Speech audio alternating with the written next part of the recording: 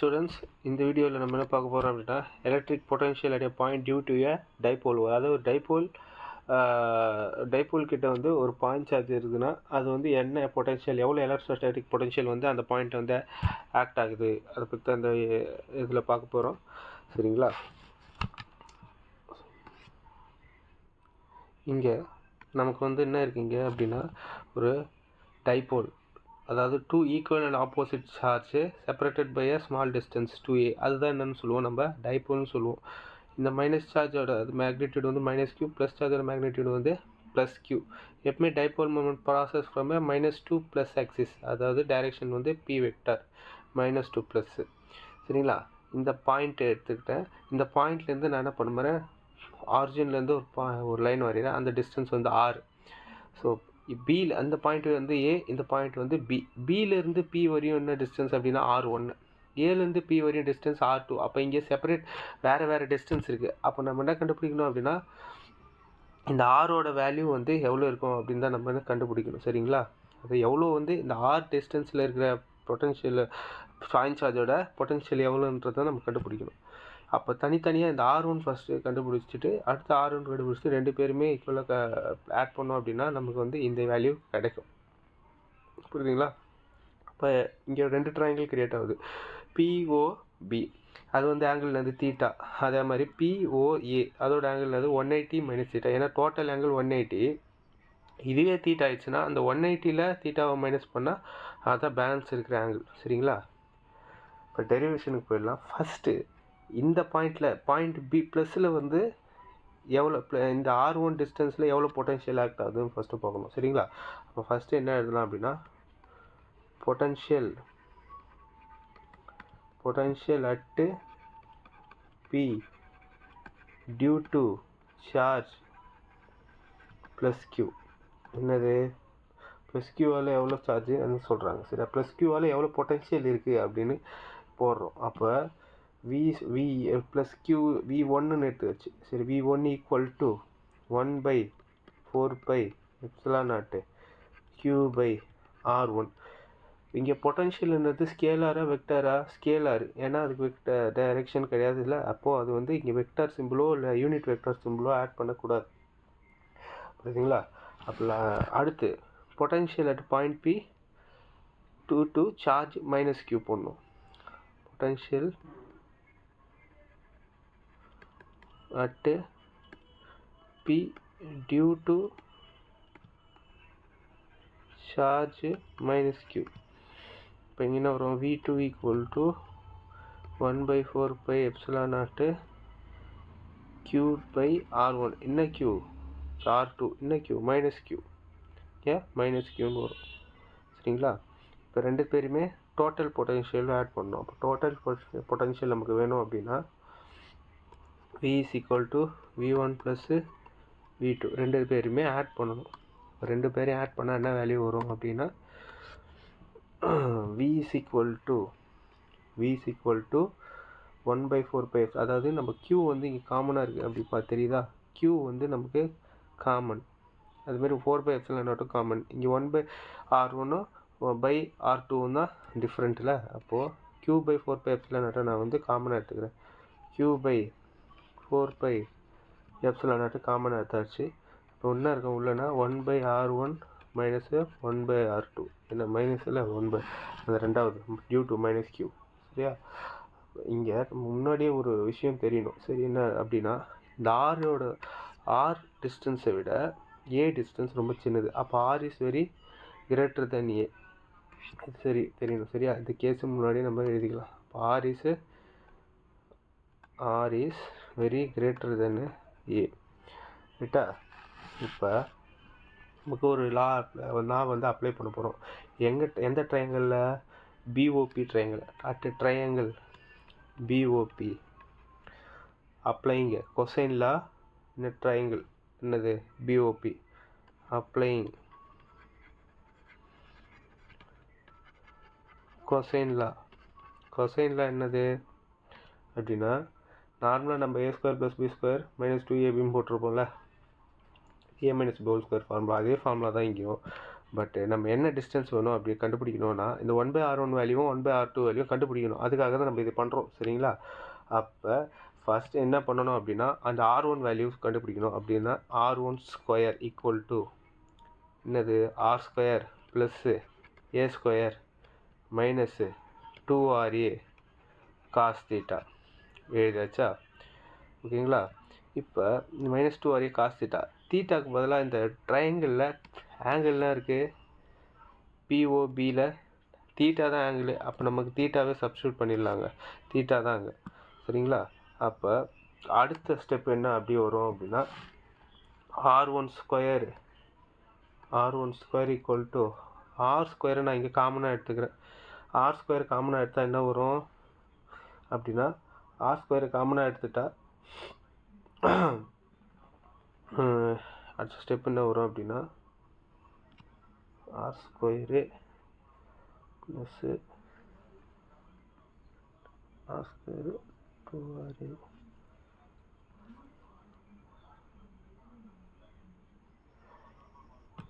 தப்பு.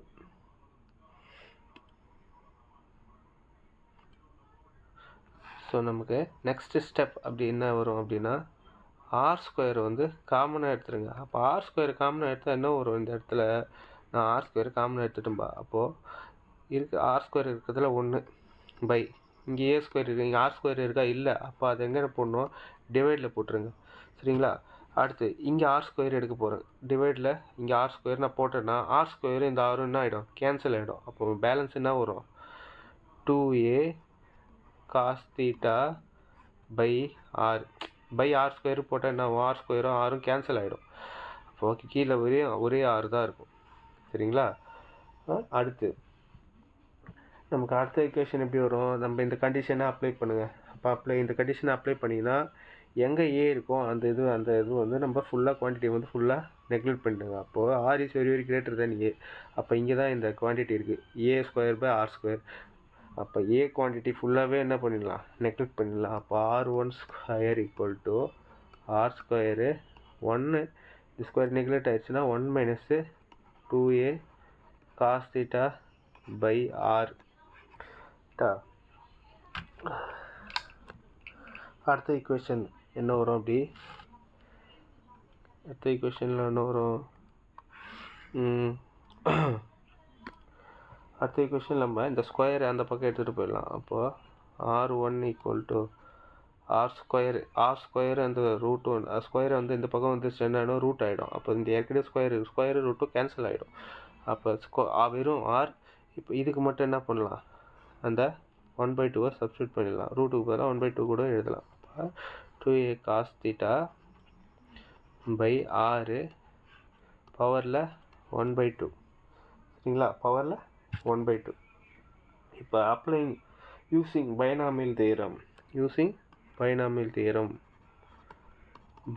தியரம் அப்படின்னா என்னது? மேலே இருக்கிற பவரை உள்ளே அப்படியே மல்டிப்ளை பண்ணிடணும். Using binomial theorem r1 equal to r into 1 இந்த பவரில் இருக்க 1/2 உள்ளே எடுத்துகிட்டு வந்துடுங்க. அப்போ மைனஸு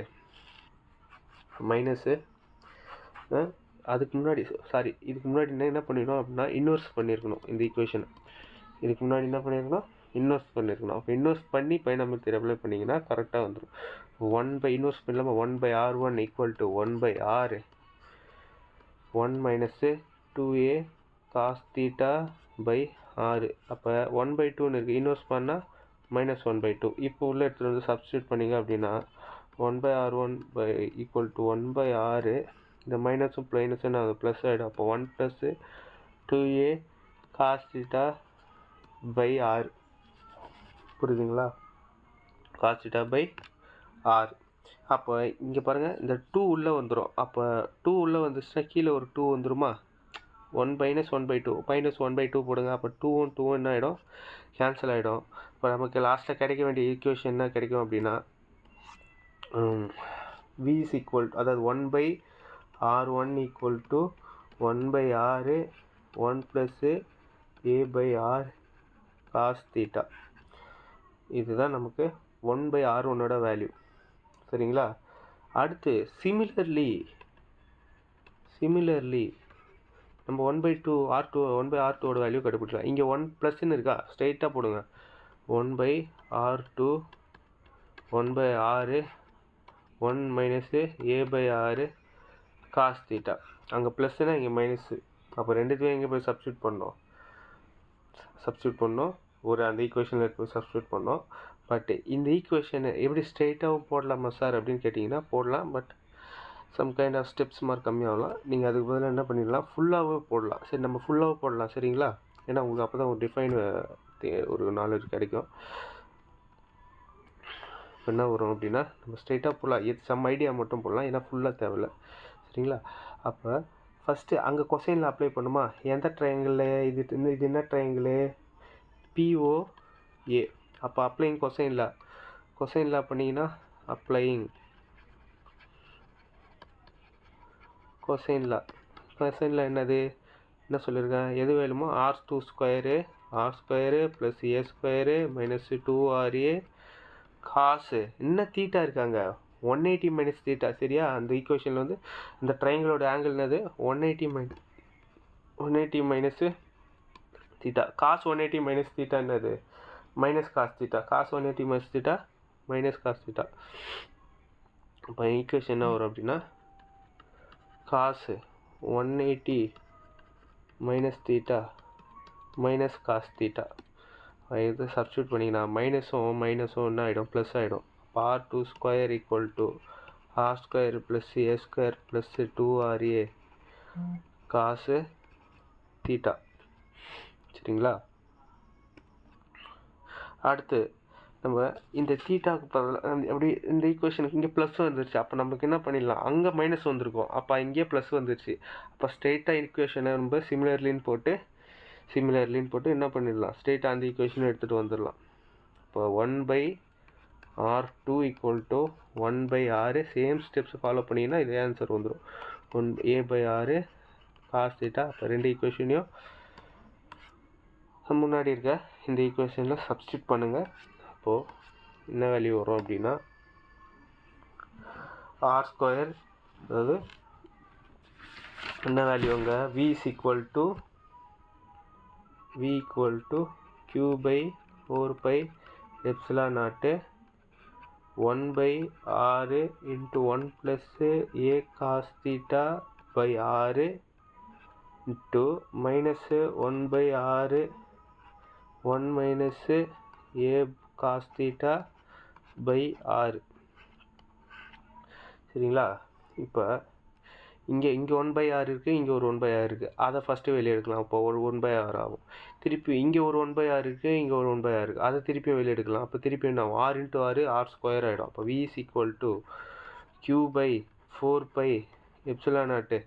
இந்த R இந்த 1/6 ஃபஸ்ட்டு எடுத்திங்கன்னா அப்போ ஒரு R வரும் காமனாக. திருப்பி இங்கே ஒரு R இங்கே ஒரு R இருக்குது, அதை வெளியே எடுத்திங்கன்னா இன்னொரு R வரும். அப்போ R into R R² சரிங்களா?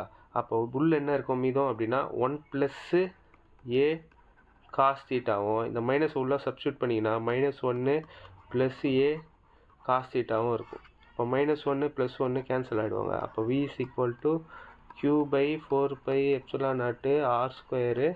இங்கே எத்தனை A காஸ் தீட்டா இருக்குது, 2A காஸ் தீட்டா இருக்குது சரிங்களா?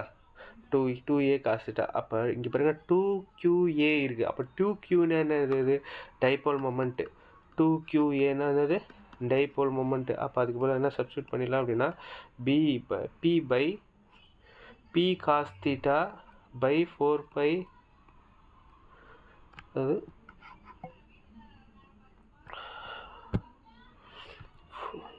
P cos theta equal to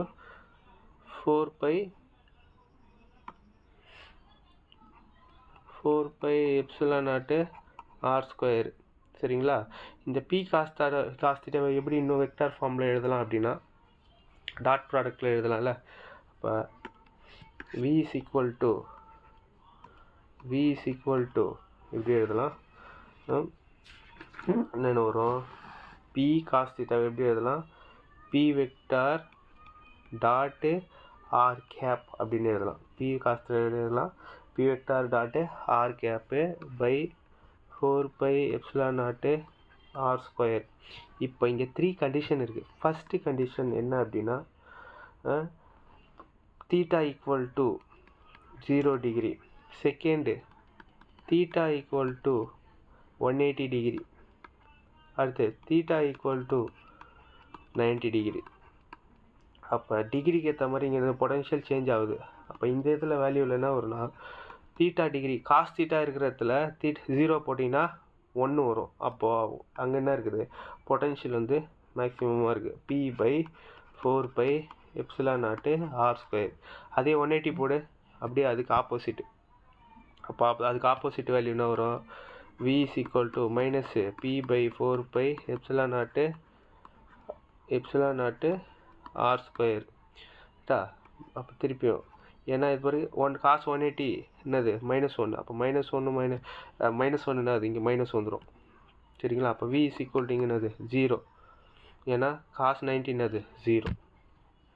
இந்த வீடியோ புரிஞ்சுருந்ததுன்னா ஷேர் பண்ணுங்கள் ஃப்ரெண்ட்ஸுக்கு. இந்த பிடிஎஃப் நோட்ஸை வந்து டிஸ்கிரிப்ஷனில் டவுன்லோட் பண்ணிக்கோங்க. தேங்க்யூ.